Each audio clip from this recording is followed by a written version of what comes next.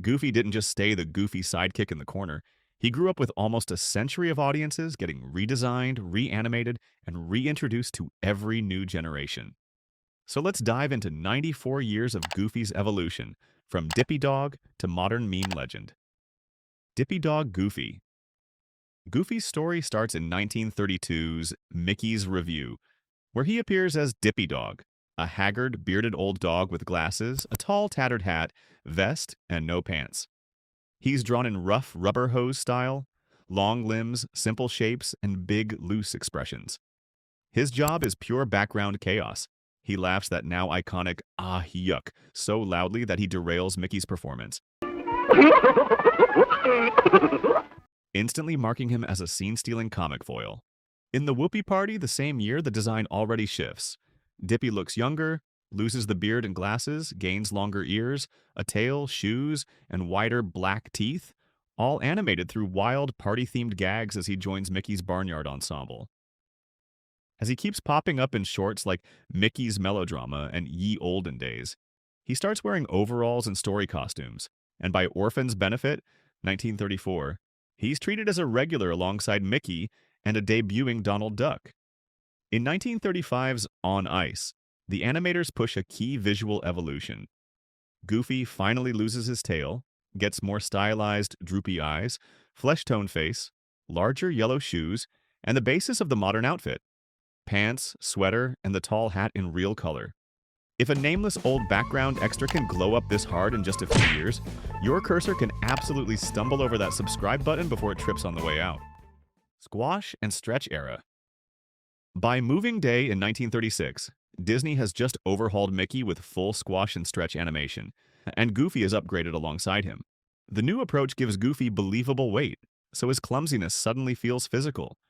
When he falls, bounces, or tangles himself in furniture, the timing and arc sell him as a lanky guy who actually obeys gravity, kind of. His sweater now gets a little vest on top, his gloves settle back to classic white, and his big flat shoes help animators plant and slide his feet with clear silhouettes in every gag. This design makes Goofy the perfect slapstick instrument. In trio shorts like Mickey's Service Station and Mickey's Fire Brigade, he's paired with Mickey and Donald as the designated chaos generator. And it quickly becomes obvious to story artists that writing gags for him and Donald is more fun than trying to keep Mickey funny and heroic at the same time. That insight leads directly to Goofy spinning out of the ensemble. By 1938's Polar Trappers, he finally appears without Mickey and officially takes the name Goofy, headlining alongside Donald. A year later, Goofy and Wilbur gives him his first solo series, proving the design and movement style are strong enough to carry a cartoon on their own. 1940s how-to shorts.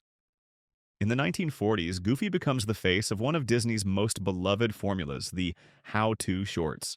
Voice actor changes, Pinto Colvig temporarily leaving, George Johnson stepping in, then Colvig returning, push the studio to lean on narration and largely wordless, Goofy performances.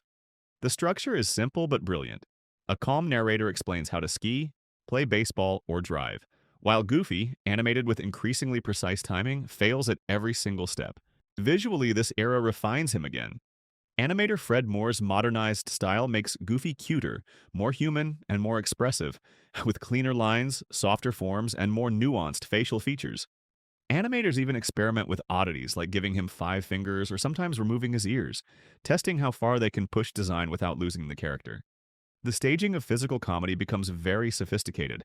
Wide shots set up the correct action, then the camera tracks, pans, and cuts to follow Goofy tumbling through skis, cars, or sports equipment in elaborate chains of cause and effect. 1941's The Art of Skiing introduces the famous Goofy Holler, a stock yell that will be reused across films and even in other Disney projects for decades, cementing him as both a visual and audio icon. Suburban Everyman. By the late 1940s, Disney wants Goofy to evolve into something closer to the average adult male of the time, and his design shifts toward a more human, everyman figure. Shorts like Tennis Racket and especially Motor Mania in 1950 push big changes. His eyes shrink and gain eyebrows, his skin tone moves away from black fur toward a more human complexion.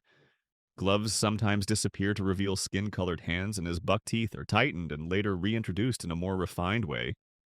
Inside the cartoons, Goofy is now usually called George Geef, a businessman and suburban dad in suits and everyday clothes instead of his old baggy casual wear. The suburban settings, living rooms, freeways, offices, anchor him in a post-war world obsessed with cars, appliances, and etiquette. The animation mirrors this by dialing down constant extreme slapstick and focusing on behavioral comedy. Twitchy road rage, awkward social interactions, and gadget confusion. Motor Mania, for example, uses split personalities and staged POV shots to show how a mild-mannered goof turns into a maniac behind the wheel.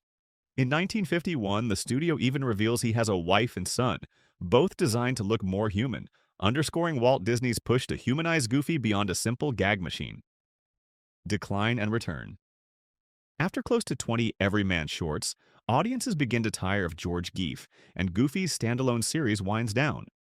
Attempts to rekindle the old magic with new how-to style cartoons, including 1953's How to Sleep, don't catch on enough to keep the line going, and by the early 1960s, his theatrical output shrinks to a few remaining shorts and even some road safety educational films like Aquamania and two 1965 traffic pieces.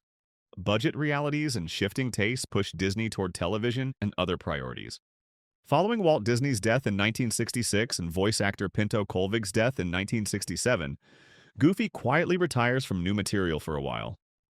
His big comeback arrives in 1983's Mickey's Christmas Carol, where he appears as Jacob Marley's ghost. The animators lean hard into 1940s nostalgia, bringing back the large eyes, spread buck teeth, white gloves, and familiar costume elements that older fans recognize. A 1987 TV special, Goofy's Soccer Mania, continues this retro approach, reinforcing that the classic Goofy design is now the default visual language whenever the studio wants old-school charm. Over these years, reruns and compilations on TV keep his earlier shorts alive, meaning kids in the 70s and 80s mostly know Goofy as a vintage cartoon icon, waiting for a big modern reinvention. Goof Troop Dad. That reinvention hits in 1992 with Goof Troop, which turns Goofy into a full-on suburban single dad. His design fuses the 1940s look, big eyes, long ears, white gloves, with the George Geef idea of an everyman, dressing him in an orange sweater, blue or brown pants, big brown shoes, a bow tie, and a now standard green hat. The animation is TV budget, focusing on strong key poses, expressive faces, and reused backgrounds. But the personality work is rich. Goofy remains clumsy and well-meaning, but now his chaos embarrasses his son Max, a more realistically teenaged dog-like character. The show's staging borrows from live-action sitcoms. Lots of domestic interiors, neighborhood exteriors, and dialogue-driven scenes where Goofy's physical gags punctuate character beats rather than drive the entire plot. This evolution is huge. It proves Goofy can sustain long-form storytelling and emotional arcs, not just 7-minute slapstick. The series also recalibrates his goofiness as something lovable but sometimes painful for the people around him, adding heart to the comedy. Goof Troop becomes popular enough to justify feature-length expansion, setting up the next major leap, the 90s cult classic version of Goofy. 90s Goofy movies.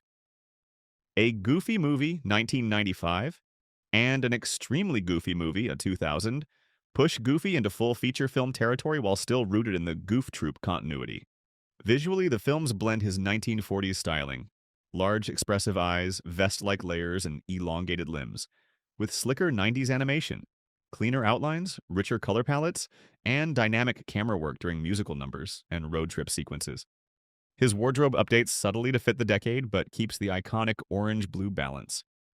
These films evolve Goofy's characterization and animation together. The animators give him more nuanced facial acting and body language, letting small hesitations, slumped shoulders, or hopeful smiles do as much work as the big pratfalls. Goofy's clumsiness now directly impacts Max's social life and self-image, and the movies stage this clash in visually striking set pieces, disastrous fishing trips, concert chaos, and campus comedy. At the same time, the features preserve his classic physical comedy, rope tangles, vehicle mishaps, and those elastic falls, but the stakes are more emotional, so every tumble feels like part of a bigger father-son story. Goofy emerges from this era as both a nostalgic slapstick icon and an unexpectedly heartfelt cartoon parent. TV blocks and early CG. In 1999's Mickey Mouse Works, and the House of Mouse series, Goofy returns to more traditional gag-driven shorts, but with design tweaks that stitch together his long history. He largely uses his 1940s body and facial structure while adopting the orange sweater and blue pants color scheme from Goof Troop, plus the now standard green hat. The animation emphasizes quick, punchy comedy suited to TV blocks, with brighter, more digital-looking colors and simpler shading compared to his theatrical heyday.